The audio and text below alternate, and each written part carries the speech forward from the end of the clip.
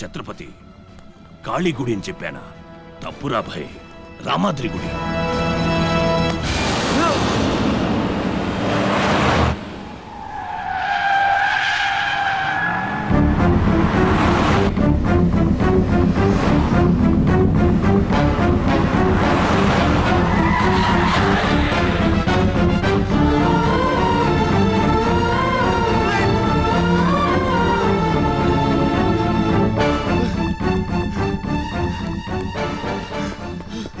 కనపడ్డారా? లేదురా,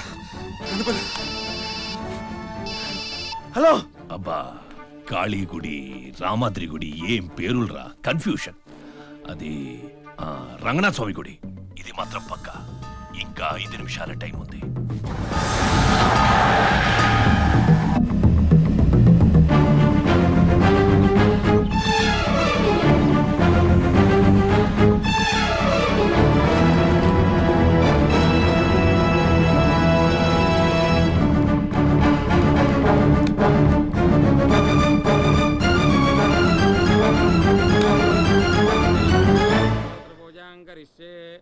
ఓం కేశవాయ నమః, ఓం నారాయణాయ నమః, ఓం మాధవాయ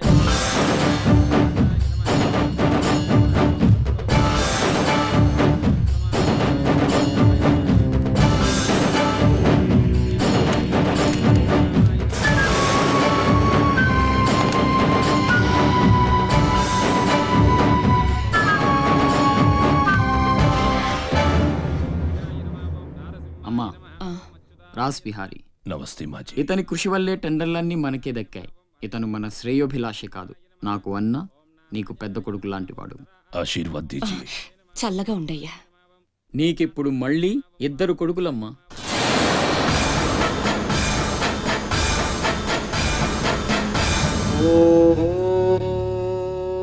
అశోక్ బిహారీ కన్స్ట్రక్షన్స్ ఇక నంబర్ 1 కంపెనీ అయిపోతుందమ్మా. సంతోషంగా ఉంది బాబు. మీ వల్ల మరో 10 మంది బతకాలి. ఎవరితోనూ శత్రుత్వం పెట్టుకోవద్దు. నై మాజీ, ఆ భయం లేదు.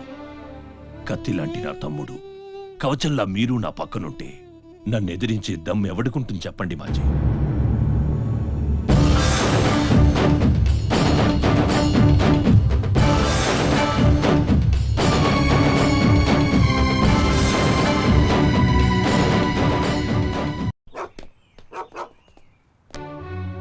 ఓ ఛత్రపతి, ఏంటి ఇలా వచ్చావు?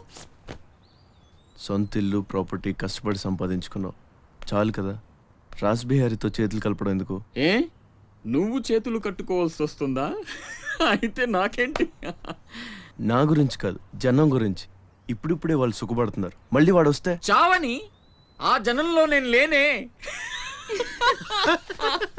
నీకు వాడి సంగతి తెలియదు. అమ్మని అడ్డం పెట్టుకుని నిన్ను ఆడిస్తాడు. నువ్వు కనుక ఎదురు తిరిగితే అమ్మ ప్రాణాలకే ప్రమాదం. అమ్మని చంపేస్తాడు రా. చంపని, చచ్చేది మా అమ్మ, నీ అమ్మ కాదు.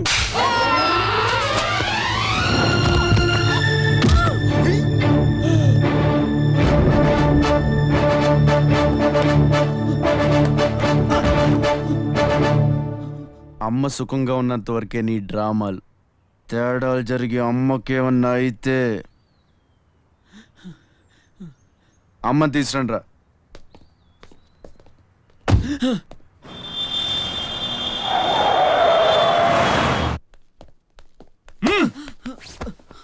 ఎలక్ట్రిక్ మెష్ లేయించు, కావాల్సిన ఏర్పాట్లు చూడు.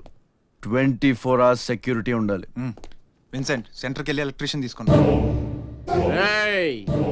నా గురించి మీకు పూర్తిగా తెలియదు. నాకు లోకల్ ఎమ్మెల్యే తెలుసు, ఎంపీ తెలుసు, సెంట్రల్ మినిస్టర్ తెలుసు, గవర్నర్ తెలుసు. నాకు ఇదొక్కటే తెలుసు.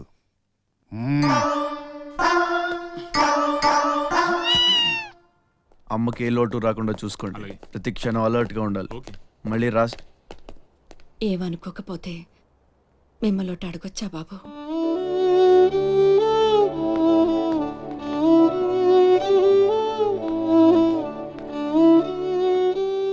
బలవంతంగా మమ్మల్ని ఇక్కడికి ఎందుకు తీసుకొచ్చారో తెలుసుకోవచ్చా?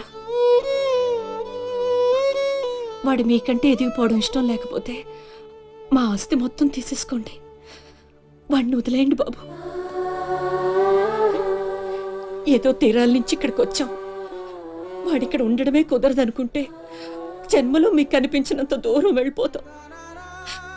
బాబు, భగవంతుడు నాకు బిడ్డను దూరం చేశాడు. ఆ బాధను దిగమింగడానికే నా శక్తి చాలటం లేదు. ఉన్న ఆ ఒక్కడిని మీరు దూరం చేస్తే తట్టుకుని బ్రతికి ఓపిక నాకు లేదయ్యా. వాణ్ణేం చెయ్యొద్దు, మీ కాళ్ళు పట్టుకుంటాను.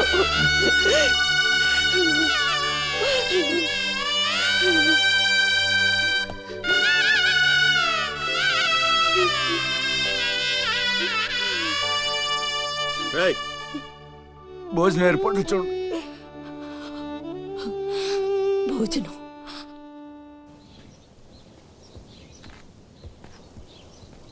శివ, వచ్చిన దగ్గర నుంచి ఎంత చెప్పినా అమ్మ అన్నం తింటలేదురా. మహారాణిలో చూసుకోవాల్సిన అమ్మని ఇలా వస్తువులతో. శివ,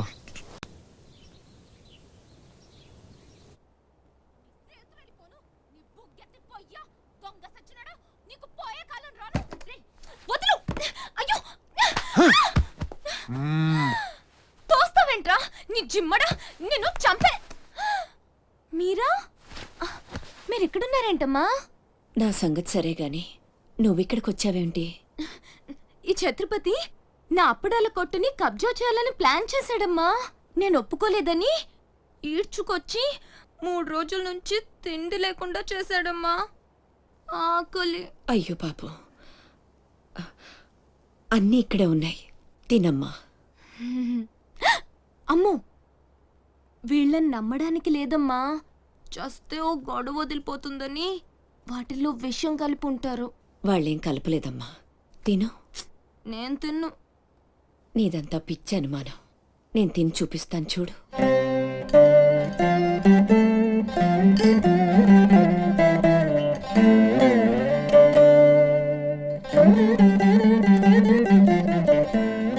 ఏం కాలేదు కదమ్మా, బాగానే ఉంది, తిను. ఆ సాంబార్లో కలిపారేమో.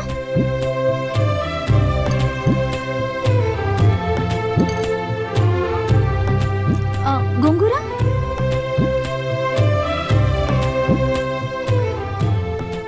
దీంట్లోనూ ఏం లేదమ్మా.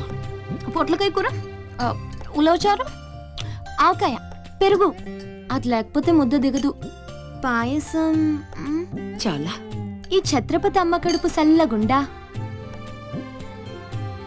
శత్రువైనా ఏం భోజనం పెట్టాడమ్మా. నీ మాటల్లో పడి నేను కడుపు నిండా తినేశాను. ఈ పద్ధతే కరెక్ట్ అండి. మనం భయపెడితే వాళ్ళు తెగ బెదిరించేస్తారు. శుభ్రంగా 3 పూట్ల మెక్కేసి కూర్చుందాం. మనల్ని మేపలేక వాళ్లే వదిలేస్తారు. ఏమంటారు? పర్వాలేదు, ఇవ్వండి.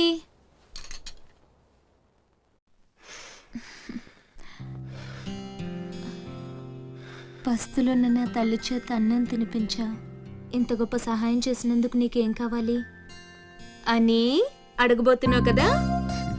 అడుగు. గొప్పున పొగ వదులుతూ నోట్లో బీడి, ఎర్రగా ఊరిస్తూ పళ్ళ కింద కారా కిళ్ళి, మూడొస్తే ఊడిపోవడానికి రెడీగా ఉండే గళ్ళ లుంగి.